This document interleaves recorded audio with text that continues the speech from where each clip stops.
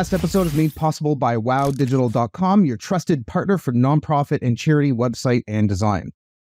Ever wondered how to empower your end users through design? Are you familiar with design research or design thinking? Stay with us, and by the end, you'll have the insights that can transform the way you approach design and education in your organization.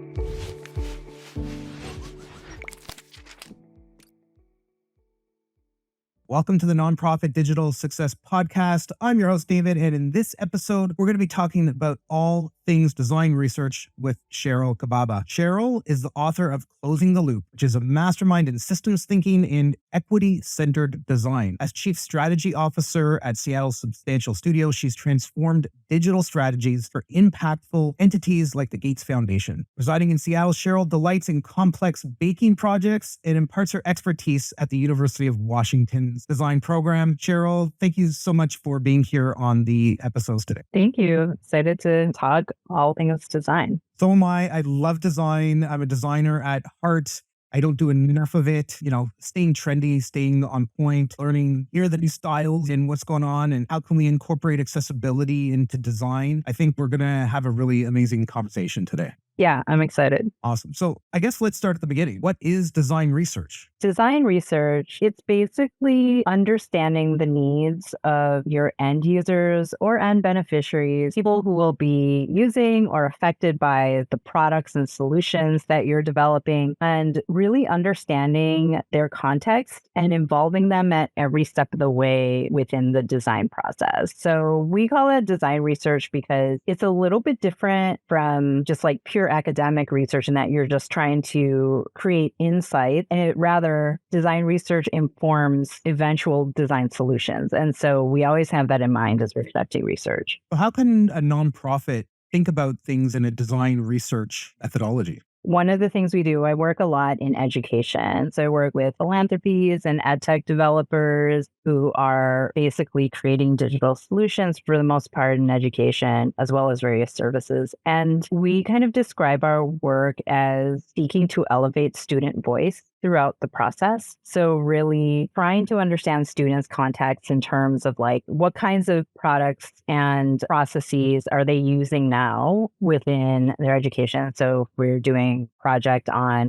potential math solutions, math digital solutions. We'll be talking to students about their experiences in math, not just with digital solutions, but just kind of like their perspectives in general. And then later on, involve them in coming up with ideas. We call that stage of the design process ideation for potential solutions or how to solve some of the problems we identified. And then later on, they would validate the solutions as they become prototyped and we would test with them. So it's basically taking whoever is kind of like typically least powerful in the design process and empowering them to have input and context. What's a way that you could empower somebody that isn't as involved in the process? One of the ways that sort of design research, again, kind of differs from traditional forms of research is that we often engage in what we call participatory methods. Sometimes in many organizations, you might hear this described as co-design or co-creation. And what that means is identifying problems or challenges or opportunities and bringing actual like end users into the process. In healthcare, this might mean involving patients in the process of ideating. In education, it means students and teachers, like people who are often at the receiving end of solutions that get like tossed to them. And they are just like, okay, I don't know if I like how this is designed, or I don't even know what it's good for. And basically giving them the tools to be engaged with product developers throughout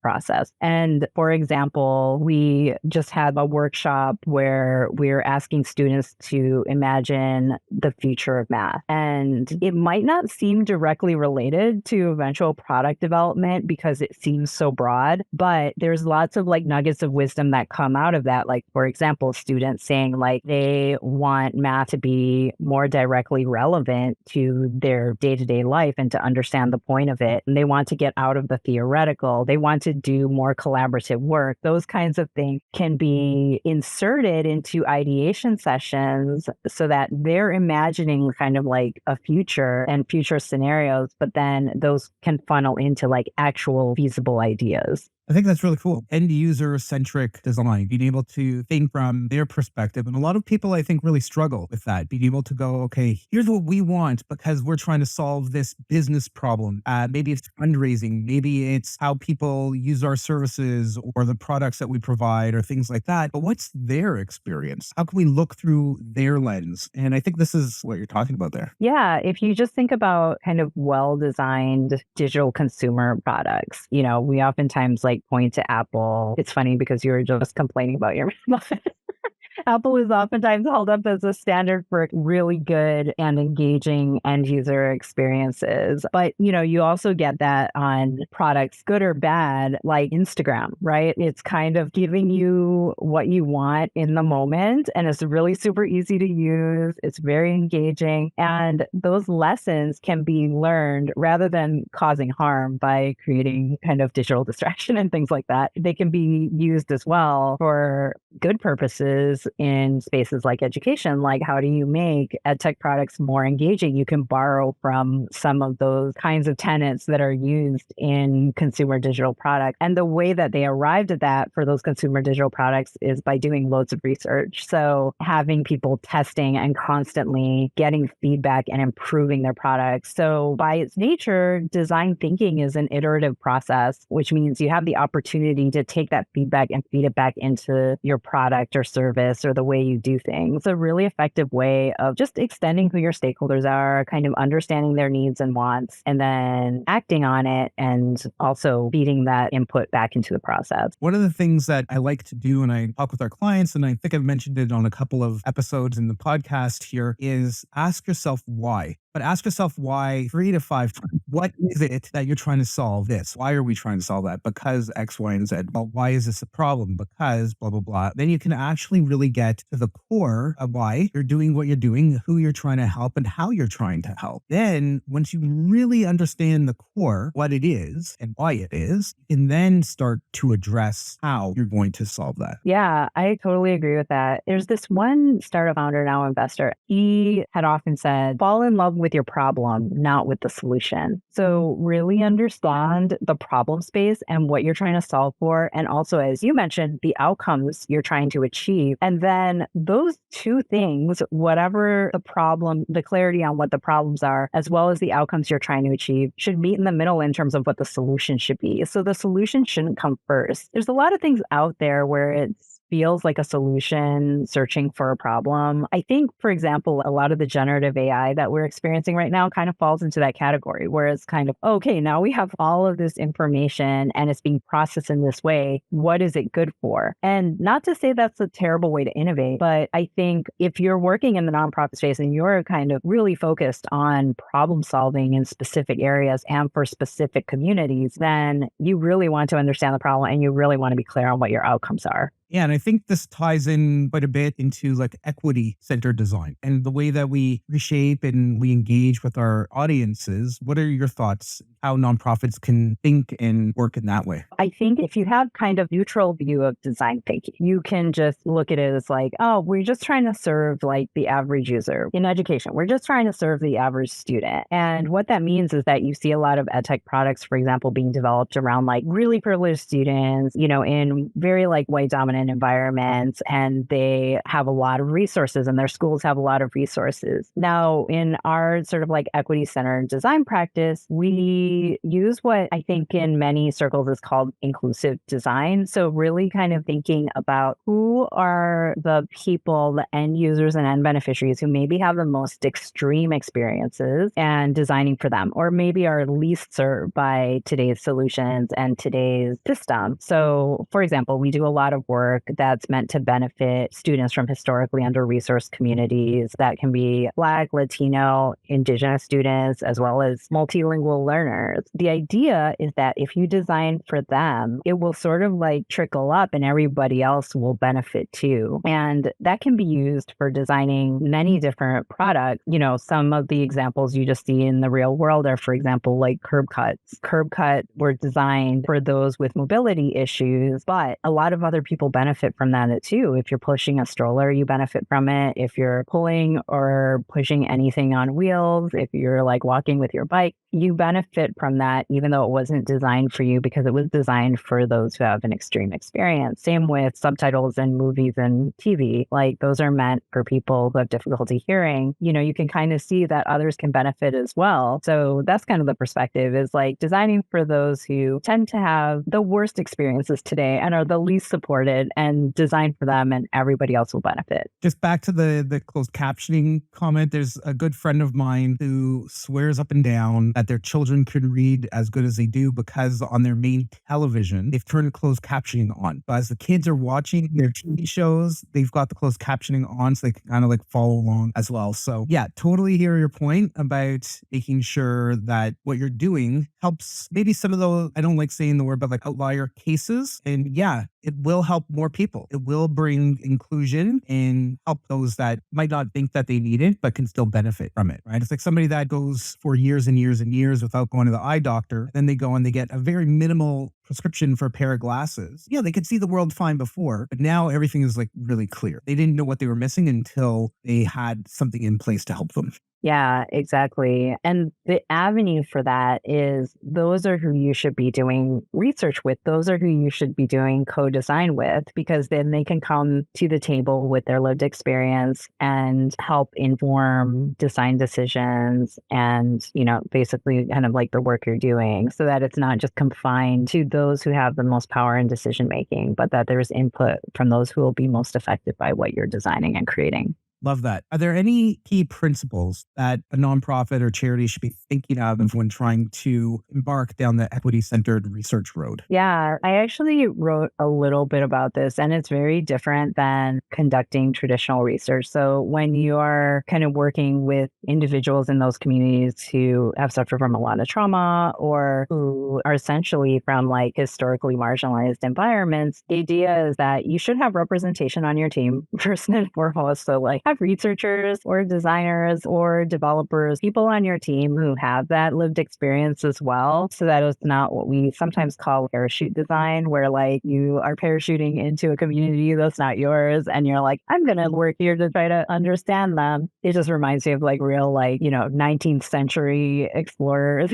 would go to like Polynesia or something and just be like, oh my gosh, they were so savage there. And not having that perspective is really important. It's really important to just to really have lived experts on your team. So oftentimes, because we work with diverse communities, we sometimes have what we call cultural moderators on our team. So like people who can sort of work to bridge that between like our team and the communities that we're working with. We bring in people from the community on our team. The other thing is that there's this really great paper called Why Am I Always Being Researched? It was published by the organization Chicago Beyond. I recommend anybody who's embarking on research with communities that are not theirs to look at it, because it kind of talks about the potential harm that design researchers can cause if they're not practiced in kind of thinking about like, how do you engage communities, like blowing in, doing a lot of research, releasing your papers and your insights, and then dipping straight out and they never hear from you again, and nor do these problems ever get solved. What's nice about design thinking is that the research is meant to directly inform potential approaches, solutions, interventions, and things like that. The idea is that you should be engaging with folks from the community in participatory design. So not just understanding their context, but also imagining the future, much like how we engage students and kind of like imagining the future of math. So I think that those are some tenets. Don't just like extract people's stories, engage them in like the imaginative part, which is the fun part, is really like thinking about what the future could look like. Make sure to validate that with them later on. And then also, yeah, it's super important to have representation on your team. And also you should understand your positionality as a designer or as any sort of practitioner who's going to be doing this kind of work. Where do you come from? What are your biases? What are the ways that inform your ways of thinking? And make sure that you have self-awareness about that as you go into this process. Just to your point about the team, making sure you've got diversity, not just in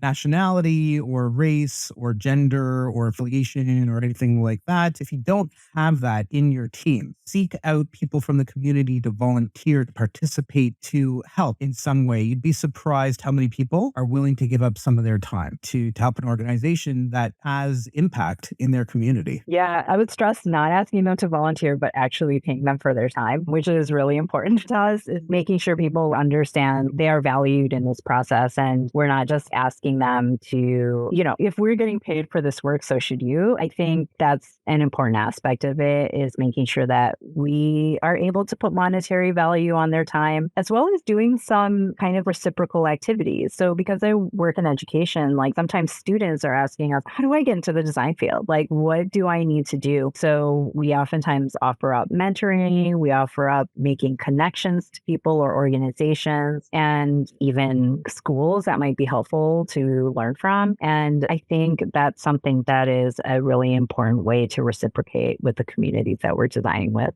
I think that's really great. And we're talking about like educational campaign. You're in the educational space. I've got about 11 years in post-secondary education. So let's talk I'm about sorry. stakeholder. I loved it. I loved it. I thought it That's was always so great working and, connecting with the students. It was just such a really awesome vibe. That was my Yeah, experience. I'm Maybe not joking. everybody's experience, but it was mine. I'm joking. It's a complex system, it's a complex space, but it's also very fulfilling space for both students and educators. So I'm sorry, I was just kind of joking around there.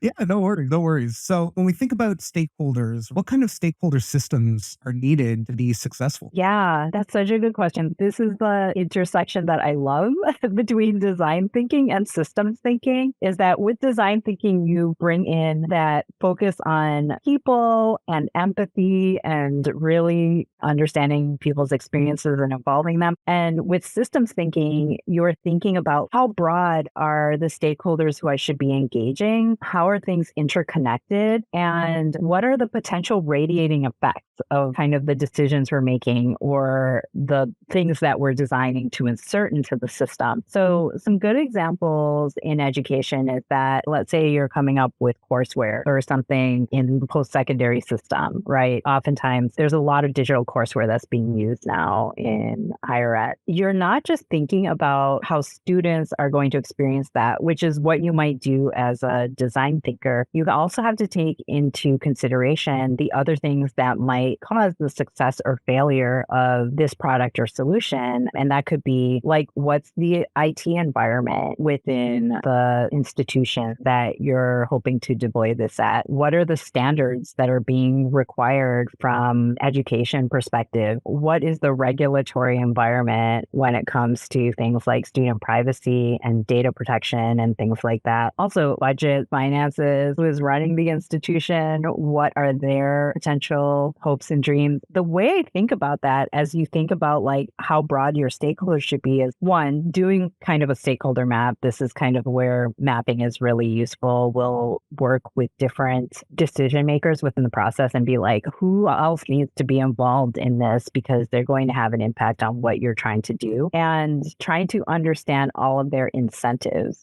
because there's oftentimes really competing incentives along the way. For example, maybe your digital product can't be integrated within a university system because they only work with certain learning management systems, right? And so your IT director might just be like, no, we're not going to go with that one. We're going to go with this one because it works better. It's less of a lift for my team. And so, we're just going to go with that. And that might be a worse product for those who are in the classroom. But understanding what those incentives are and what drives people helps you develop solutions better so that you can take that into account. Like if you're talking to a variety of IT directors, then you'll understand what their incentives are and be like, okay, if they're a barrier to the uptake of this because they have certain preferences, we might want to work that in, or we might need to know how to navigate that. And that's just one example. And I'm not trying to, oh yeah, IT directors are always blocking things. They're really like facilitating how digital products are used in various institutions. And so you can't sort of trivialize what their needs might be. You need to kind of integrate that into your thinking and understanding how you create solutions. Yeah,